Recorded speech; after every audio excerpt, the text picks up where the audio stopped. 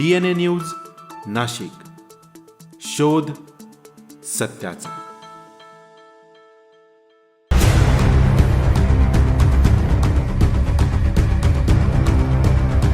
त्र्यंबकेश्वर मंदिराचा परिसर होणार मोकळा.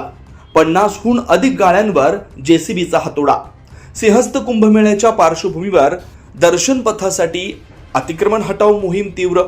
प्रशासनाकडून शिवनेरी इमारत जमीनदोस्त. व्यावसायिक गाळ्यांवर मोठी कारवाई.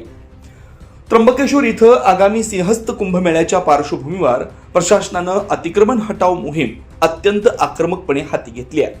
त्र्यंबकेश्वर मंदिराचा कोट अर्थात तटबंदी मोकळा करण्यासाठी आणि भाविकांच्या सोयीसाठी भव्य दर्शनपथ अर्थात कॉरिडॉर उभारण्याचं नियोजन करण्यात आलंय.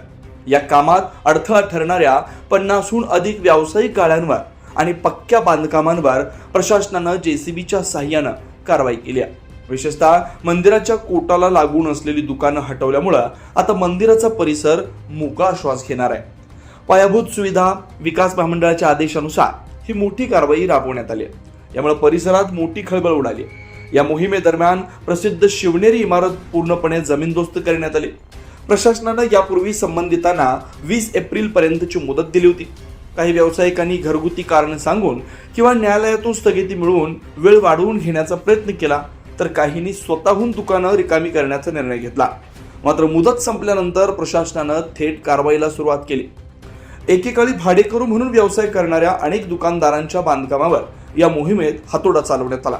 या कारवाईमुळे आता दर्शन पथाच्या प्रत्यक्ष कामाला गती मिळणार आहे. कुंभमेळ्यासाठी आवश्यक त्या सोयीसुविधा उभारण्याचा मार्ग मोकळा झाला आहे. दुकानं तोडले, आम्हाला जागा द्या, नाही आम्हाला कामाला लावा. कुठं तरी आम्ही जायचं पुढं. आमच्या बाप दादांनी प्रॉपर्टी घेतलेला नाही. आम्ही 2 घास खायच्या पुढं. आमची पिढी चालू झाली दुकानावरती. तुम्ही प्रेमात सांगा, आम्ही करू. हे आमची नुकसान झाली, कोण भरपाई देईल? पैसा कामाला किती वेळ लागतो? Bureau report DNA news Nashik.